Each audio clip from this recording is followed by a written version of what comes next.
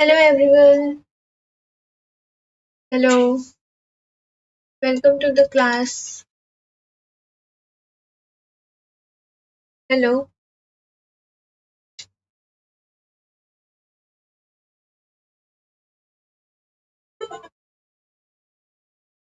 Okay welcome to the class friends. So आज की class में हम लोग डिस्कस करने वाले हैं क्वेश्चन नंबर 21 से। ठीक है friends, UGC net sociology, net JRF और सोशियोलॉजी से रिलेटेड जितने भी कंपटीशन एग्जाम्स हैं उसकी प्रिपरेशन इस चैनल पे हमारे माध्यम से कराई जाएंगी। और हम लोग यहाँ पे 1000 क्वेश्चन की एक सीरीज लेके आए हैं जिसका हमने फर्स्ट लेक्चर जो है अपलोड हो चुका है हमारे चैनल पे। और ये जो है सेकंड क्लास है। ठीक है फ्रेंड्स, ये सेकंड क्लास है। ओके, तो यहाँ पे नेट, अगर आप नेट जेआरएफ की तैयारी कर रहे हैं जून 2026 के लिए, सो आप इस चैनल को सब्सक्राइब कर सकते हैं। ठीक है, तो फ्रेंड्स यहाँ पे जो मैं क्वेश्चन कराने वाली हूँ वो है सोशियोलॉजी से रिलेटेड प्रीवियस ईयर क्वेश्चंस, जो कि net sociology net UGC net में आए आए हैं प्रीवियस ईयर में। ठीक है फ्रेंड्स, तो शुरू करते हैं question number 21। Who has systematically undertaken the influence of politics on science in his study of sociology? इसने विज्ञान के समाजशास्त्र के अपने अध्ययन में विज्ञान पर राजनीति के प्रभाव का व्यवस्थित रूप से अध्ययन किया है friends. Systematically undertaken the influence of politics on science in his study of sociology of science. Option A है friends Emile Durkheim, option B है A R Radcliffe Brown, option C है R K Merton and option D है T V Bottomore. बताइए इसका answer क्या होगा? इसका आंसर होगा friends option C R K Merton. Okay, R K Merton is the right answer.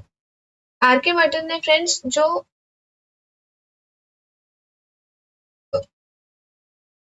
विज्ञान के समाजशास्त्र सोशियोलॉजी ऑफ साइंस का संस्थापक माना जाता है आर के मर्टन को। उन्होंने गहराई से इस बात की जांच करी थी कि सामाजिक और राजनीतिक मतलब सोशियोलॉजिकल और पॉलिटिकल जो स्ट्रक्चर है वैज्ञानिक संस्थाओं की मतलब कि साइंटिफिक इंस्टीट्यूशन की कार्यप्रणाली, फंक्शंस और वैज्ञानिकों के व्यवहार को किस तरह से प्रभावित करती है। ठीक है फ्रेंड्स, आर के मर्टन ने इन्फ्लुएंस ऑफ पॉलिटिक्स के बारे में बताया है science in his study of sociology of science. Next question, question number 22 है friends, who was the first to use the word falsifiability in the context of social science? Social science के context में किसने सबसे पहले फाल्सिबिलिटी शब्द का प्रयोग किया है, यूज किया है? Okay, George Ritzer, Thomas Kuhn, William J Goode, Karl Popper. बताइए फ्रेंड्स फाल्सिबिलिटी शब्द का फर्स्ट टाइम यूज किसने किया है? फाल्सिबिलिटी। ओके, इसका आंसर हो जाएगा फ्रेंड्स यहाँ पे कार्ल पॉपर आंसर हो जाएगा। ठीक है, कार्ल पॉपर ने बताया है फाल्सिबिलिटी शब्द का यूज सोशल साइंस में। ठीक है, इसका मतलब क्या होता है? फाल्सिबिलिटी का मतलब होता है कि किसी भी थ्योरी को साइंटिफिक तभी माना जाता है जब वो नेचुरल रूप से जो है परीक्षण योग्य हो। ठीक है, हम उसका टेस्ट कर सके और फ्यूचर में उसे गलत गलत साबित कर सके, डिसअप्रूव कर सके। ठीक है, तो डिसअप्रूव करने के चांसेस होना चाहिए किसी भी थ्योरी को, तभी हम उस थ्योरी को साइंटिफिक मानेंगे। किसने कहा है ये?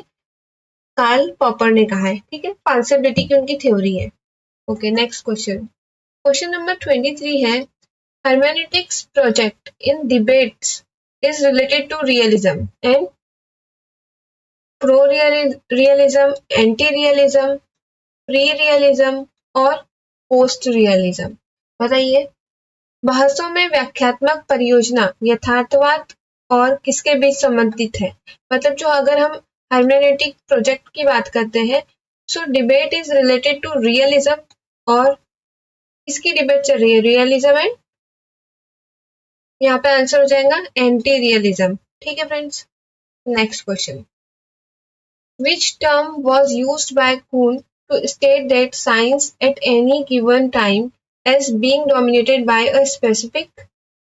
कौन सा हिंदी में देख लेते हैं, कौन सा शब्द थॉमस कुन ने यह बताने के लिए प्रयोग किया है कि किसी भी समय विज्ञान एक विशिष्ट विचारधारा के प्रभुत्व में होता है। बताइए।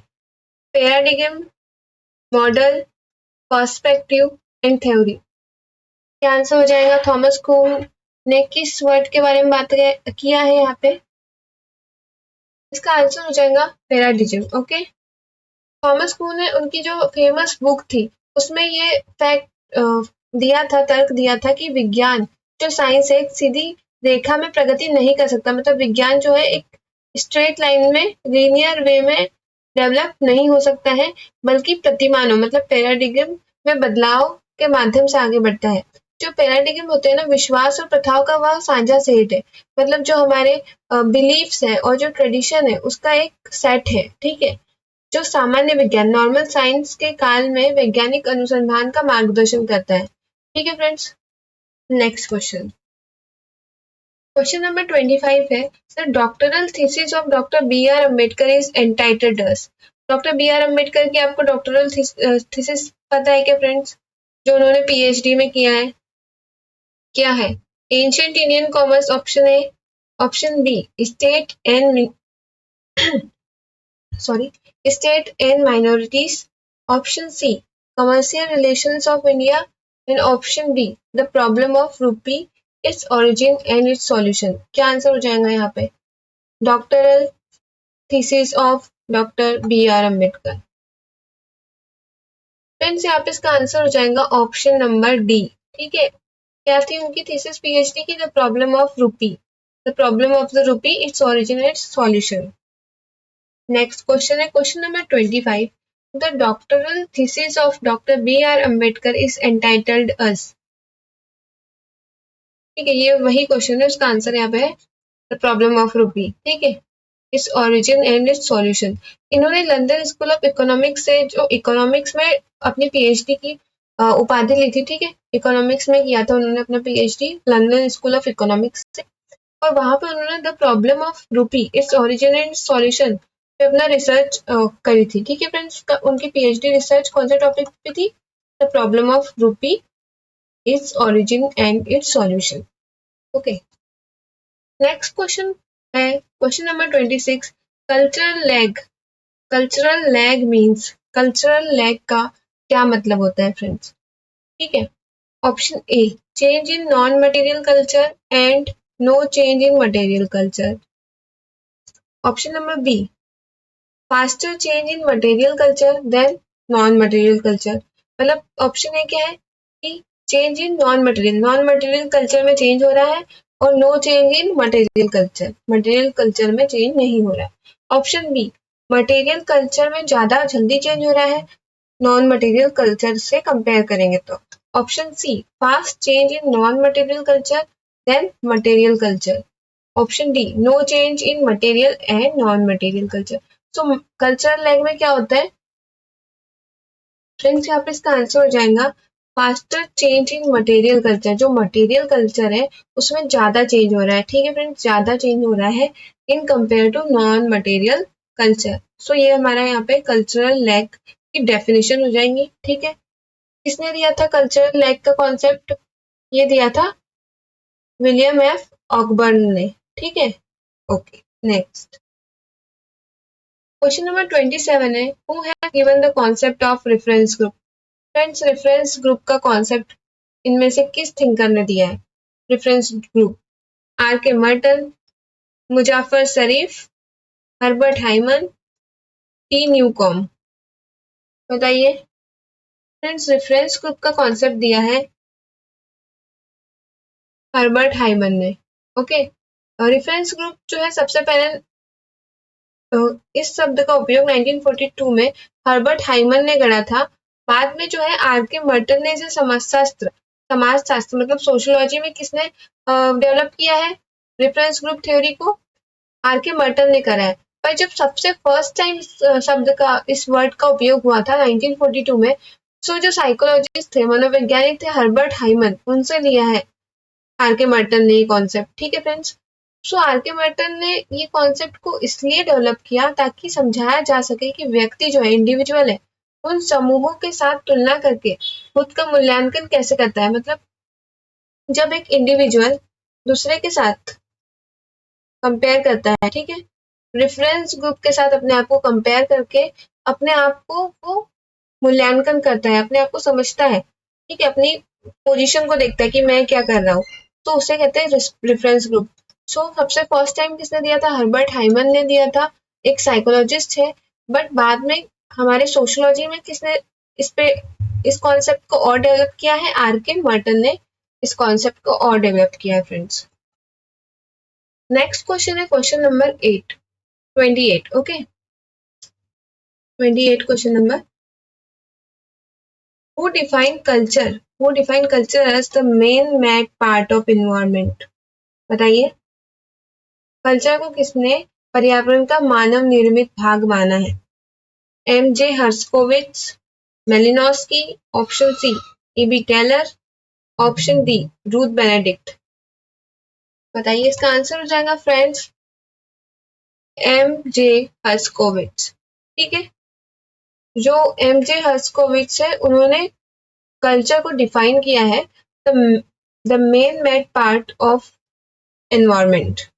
ठीक है, नेक्स्ट क्वेश्चन है question number 29। According to Weber, Max Weber, ideal types are. Ideal types क्या होते हैं फ्रेंड्स? ऑप्शन ए है statistically average behaviour, option B है ethical ideas to be followed, option C mental construct used as heuristic tools, option D perfect description of reality. बताइए, इसका right answer Max Weber के ideal types इनमें से किस option से आपको match हो रहा है? डेफिनेशन, यहाँ पे राइट आंसर हो जाएगा option C mental construct used as heuristic tools. ठीक है, मैक्स वेबर का जो आदर्श प्रारूप है नैतिक लक्ष्य या पूर्ण वास्तविकता नहीं है। ठीक है, ये पूरी तरह रियलिटी नहीं है। आइडियल टाइप्स यह विशुद्ध मानसिक निर्माण मतलब मेंटल कंस्ट्रक्ट या विश्लेषणात्मक ढांचा है। ठीक है, और इसका उपयोग इसका यूज काय में करते हैं? समाजशास्त्री सामाजिक घटनाओं और जटिलताओं की तुलना और अध्ययन करने के लिए एक पैमाने के रूप में करते हैं। ठीक है फ्रेंड्स, नेक्स्ट क्वेश्चन नंबर 30 है the concept of circulation of elite was given bye. Circulation of elite का कॉन्सेप्ट इनमें से किन थिंकर ने दिया है? ऑप्शन ए है C Wright Mills, option B है विल्फ्रेडो परेटो, ऑप्शन सी है गेटानो मोस्का, ऑप्शन डी है रॉबर्ट मिशेल्स। बताइए, सर्कुलेशन ऑफ एलिट का concept. Option B is the correct answer friends. Vilfredo Pareto has given the concept of circulation of elite. ठीक है, Vilfredo Pareto ने अपनी theory में यह कॉन्सेप्ट दिया है सर्कुलेशन ऑफ एलिट का। उनका ये मानना था कि जो इतिहास अभिजात वर्गों का कब्रिस्तान है। ठीक है, history is the graveyard of aristocracies. ये भी आ सकता है फ्रेंड्स, अगर हम क्वेश्चंस देखेंगे कि किसने कहा है कि history is a graveyard of aristocracies. So friends, ये जो स्टेटमेंट है वो दिया है विल्फ्रेडो परेटो ने। जो सोसाइटी है हमेशा उसमें दो प्रकार के एक वर्ग होते हैं, जैसे शेर और एक लोमड़ी।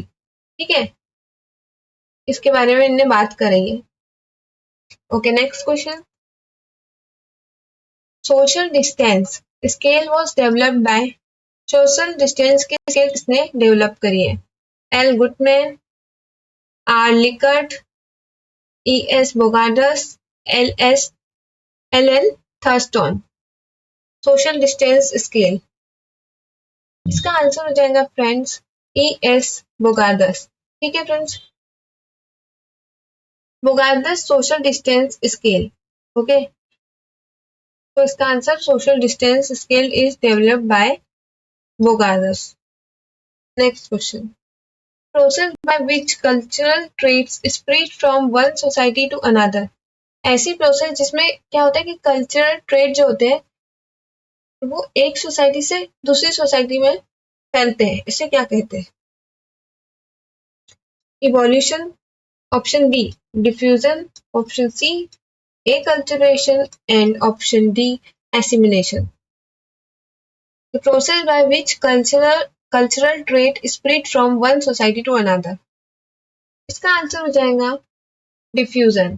ठीक है, डिफ्यूजन सांस्कृतिक तत्वों मतलब कि जो विचार है, जो थॉट है, और जैसे आप शैली है, जो फूड है और टेक्नोलॉजी है, उनके मूल स्थान मतलब कि साइट ऑफ ओरिजिन से अन्य भौगोलिक क्षेत्रों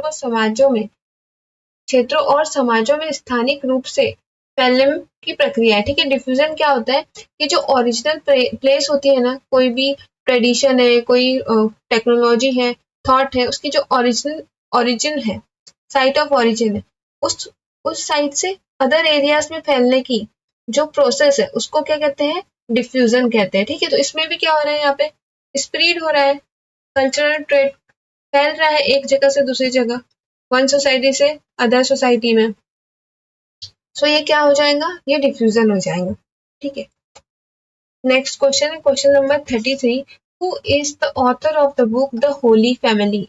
द होली फैमिली के ऑथर इनमें से कौन है? कार्ल मार्क्स एंड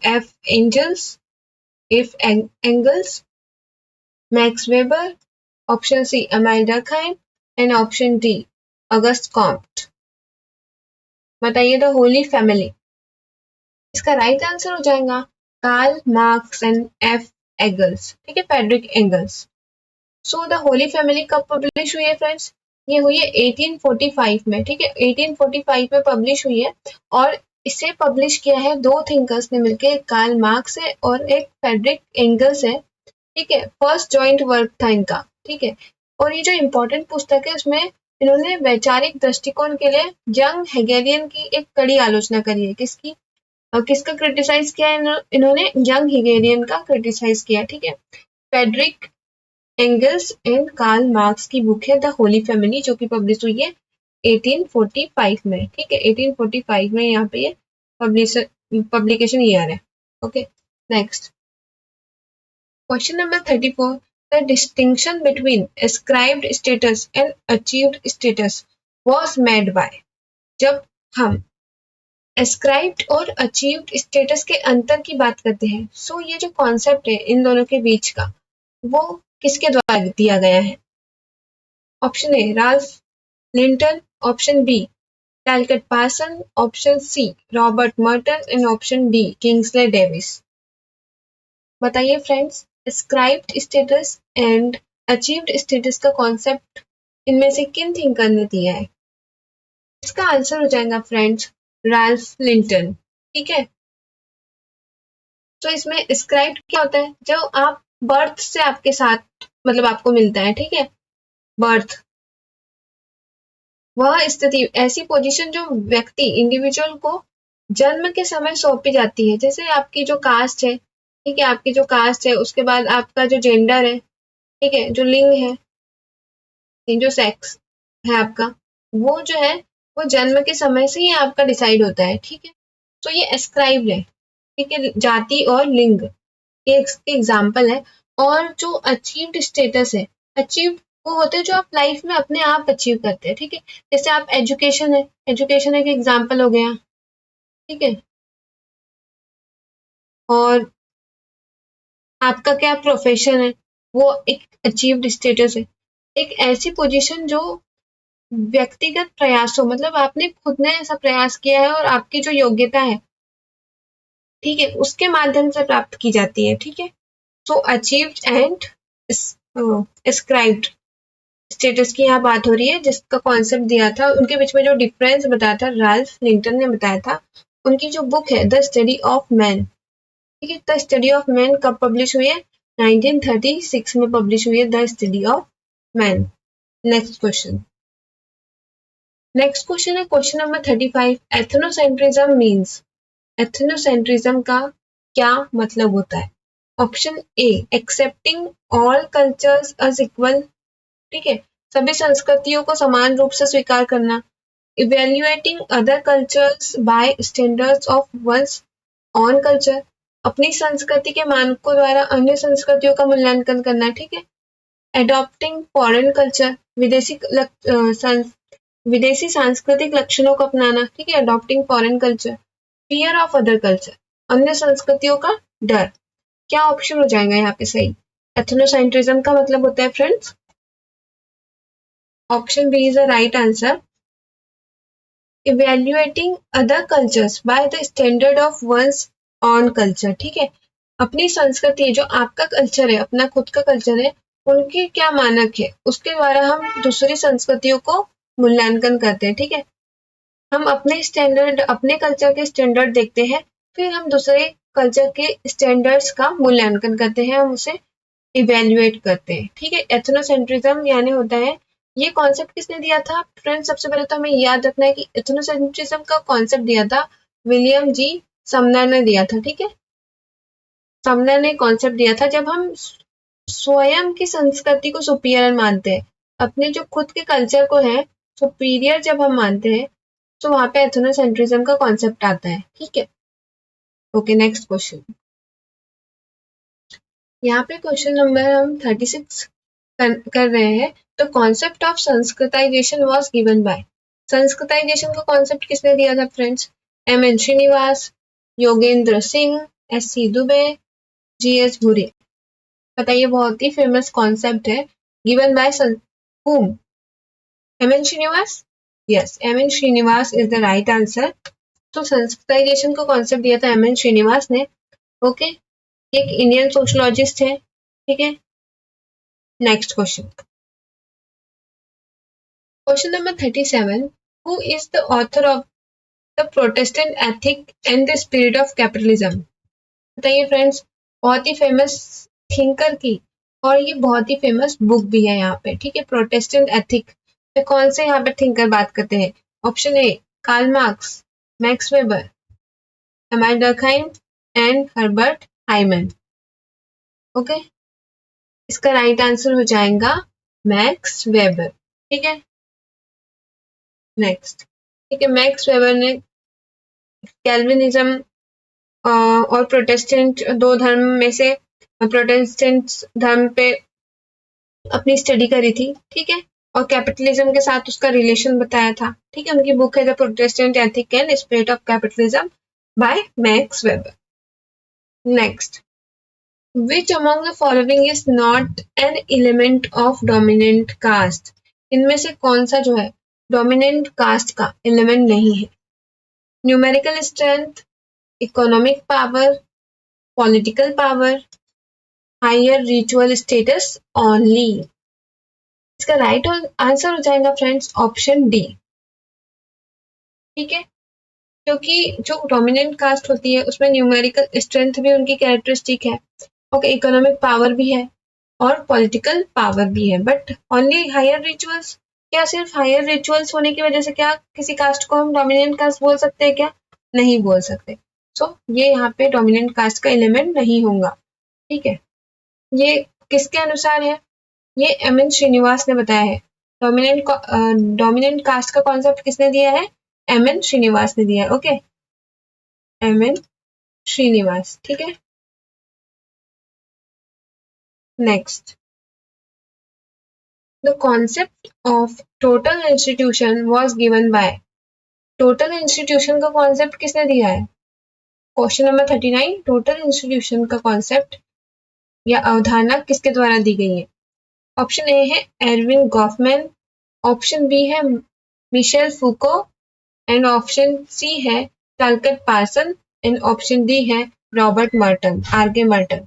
बताइए, टोटल इंस्टीट्यूशन का कॉन्सेप्ट दिया है फ्रेंड्स एरविन गॉफमैन ने। ठीक है, एरविन गॉफमैन ने दिया है टोटल इंस्टीट्यूशन का concept. Next question, question number 40 है, who classified society into Gemeinschaft and जेसलशाफ्ट?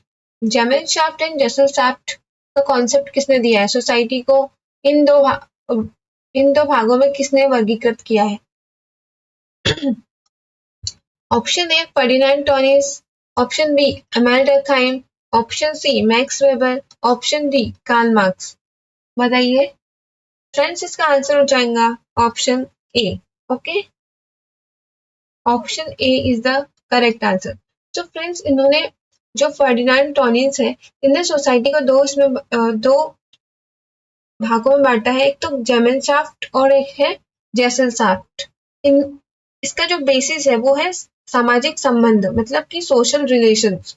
Social relation के बेसिस पे इन्होंने जेमिन्सक्राफ्ट एंड जेसलस्क्राफ्ट में इसको डिवाइड किया है। तो जेमिन्सक्राफ्ट में क्या होता है कि ट्रेडिशनल कम्युनिटी को दर्शाता है, ट्रेडिशनल कम्युनिटी शो होती है जहाँ पे लोगों के बीच में बहुत ज्यादा रिलेशंस होते थे, ठीक है, घनिष्ठ संबंध होते थे जेमिन्सक्राफ्ट में।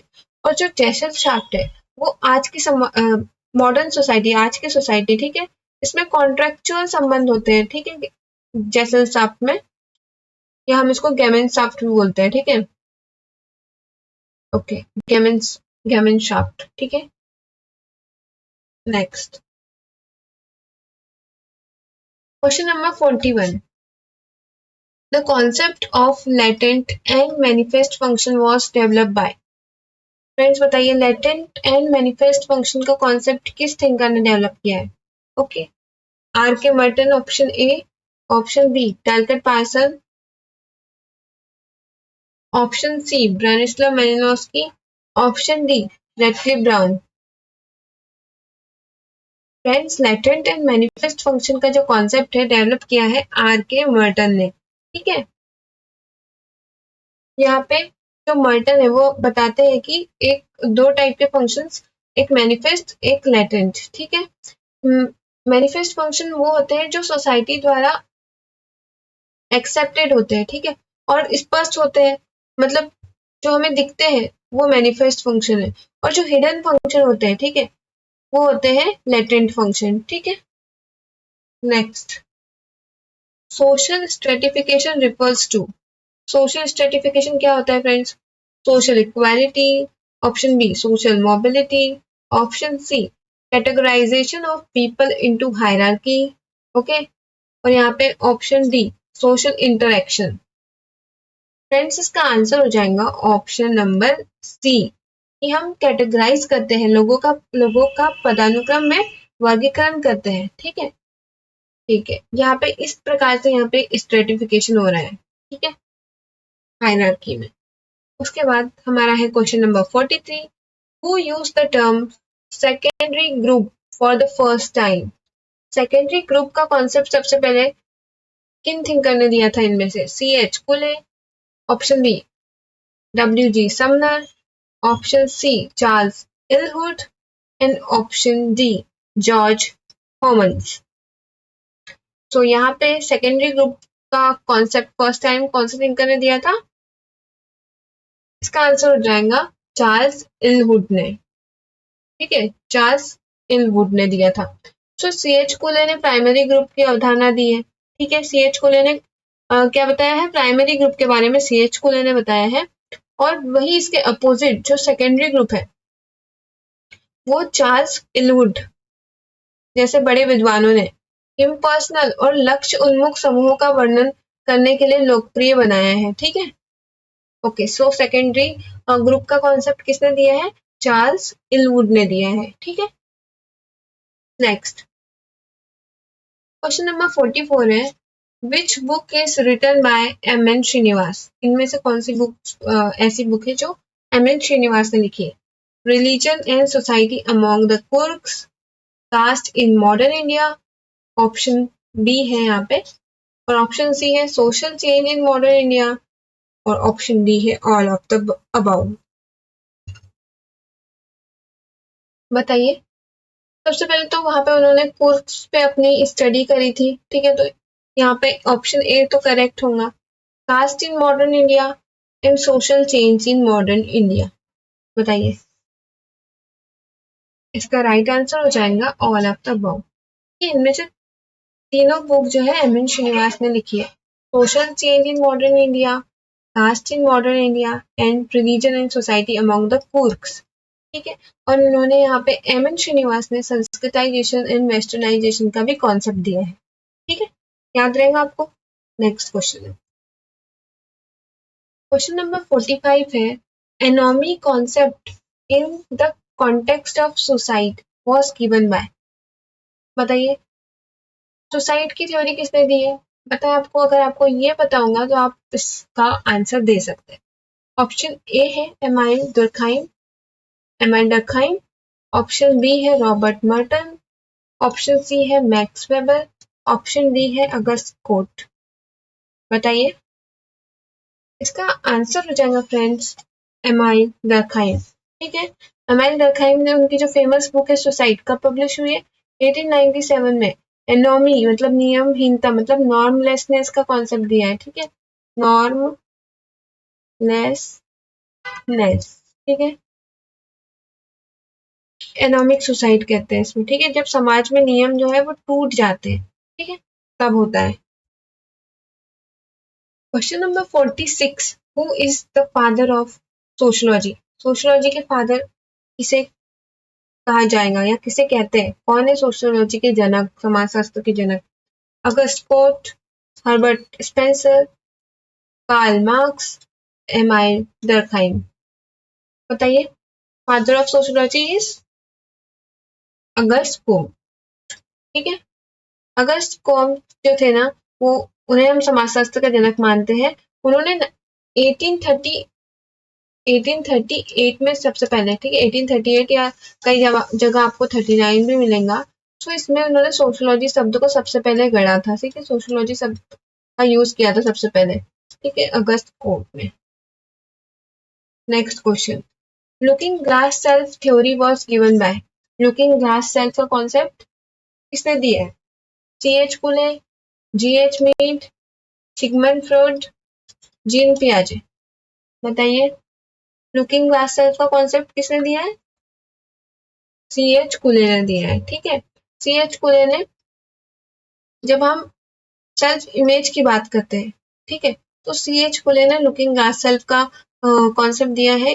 तो इससे क्या होता है कि व्यक्ति जो है, इंडिविजुअल है, वो सेल्फ इमेज, आत्म छवि जो इंडिविजुअल की इस बात से बनती है कि वह क्या सोचता है। ठीक है, what individual think about himself, कि समाज के अन्य लोग उसे किस नजर से देखते हैं। ठीक है, सोसाइटी के जो लोग हैं वो उसे किस नजर से देख रहे हैं, इसी से उसकी सेल्फ इमेज बनती है। ठीक है, और जो समाज है वो एक आईने का काम करता है, एक मिरर का काम करता है। तो आपको लोग क्या सोच रहे हैं आपके बारे में, तो वही आपकी इमेज बन जाती है आपके दिमाग में। तो ये कॉन्सेप्ट किसने दिया है? सी.एच. कुले ने दिया है। ठीक है, नेक्स्ट क्वेश्चन है question number 48, mechanical solidarity is a feature of. Mechanical solidarity किसका फीचर है? इंडस्ट्रियल सोसाइटी का, प्रिमिटिव एंड ट्रेडिशनल सोसाइटी का, मॉडर्न सोसाइटी का, और अर्बन सोसाइटी। बताइए।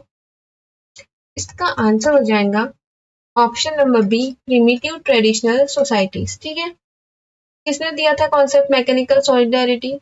ये दिया था एमाइल डर्कहाइम ने। ठीक है, एमाइल डर्कहाइम।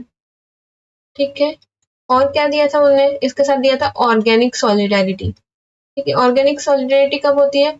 मॉडर्न सोसाइटी में ऑर्गेनिक सॉलिडारिटी होती है। ठीक है, नेक्स्ट क्वेश्चन है question number 49, who among the following is a conflict theorist? इनमें से कौन एक कॉन्फ्लिक्ट थ्योरिस्ट है? Karl Marx, Ralf Dahrendorf, Lewis Coser, all of the above. बताइए। फ्रेंड्स, इसमें यहाँ आंसर आ जाएगा option D, all of the above. ठीक है, कॉन्फ्लिक्ट थ्योरी की बात कर रहे हैं तो कार्ल मार्क्स का हम देखते हैं कि क्लास कॉन्फ्लिक्ट है। ओके, डैरेंडॉर्फ ने ऑथोरिटी कॉन्फ्लिक्ट के बारे में बात करी है। ठीक है, और जो कोजर है वो फंक्शनल कॉन्फ्लिक्ट की बात करते हैं। ठीक है, okay, next question, positivism in sociology was introduced by. Sociology में किसने प्रत्यक्षवाद का कॉन्सेप्ट दिया था? बताइए। पॉजिटिविज्म की शुरुआत किसने करी थी? अगस्त कोट ने, Max Weber, Talcott Parson, option D Herbert Hyman, Herbert Spencer, sorry, हाँ, हर्बर्ट स्पेंसर। सो फ्रेंड्स, यहाँ पे इसका आंसर हो जाएगा हमारा, ओके, यहाँ पे आंसर हो जाएगा ऑप्शन ए। ठीक है, ऑप्शन ए यहाँ पे आंसर हो जाएगा अगस्त कॉम्टे। ठीक है, तो फ्रेंड्स, आज हमने देखा कि क्वेश्चन नंबर 20 से क्वेश्चन नंबर 50 तक के हमने क्वेश्चन सॉल्व करे हैं। तो नेक्स्ट क्लास में हम लोग करेंगे इससे आगे, ठीक है, और क्लास लेंगे जिसमें सोशियोलॉजी से रिलेटेड प्रीवियस ईयर क्वेश्चन हम सॉल्व करने वाले हैं। तो आप अगर चैनल पे नए हैं तो आप चैनल को सब्सक्राइब कर सकते हैं, ठीक है, और एजुकेशनल वीडियोस के लिए और सोशियोलॉजी से रिलेटेड डिटेल्ड कॉन्सेप्ट्स के लिए, ठीक है, अगर आप यूजीसी नेट सोशियोलॉजी की तैयारी कर रहे हैं या सोशियोलॉजी से रिलेटेड किसी भी एग्जाम की तैयारी कर रहे हैं तो आप इस चैनल को सब्सक्राइब कर सकते हैं। Okay, thank you friends, thank you for watching.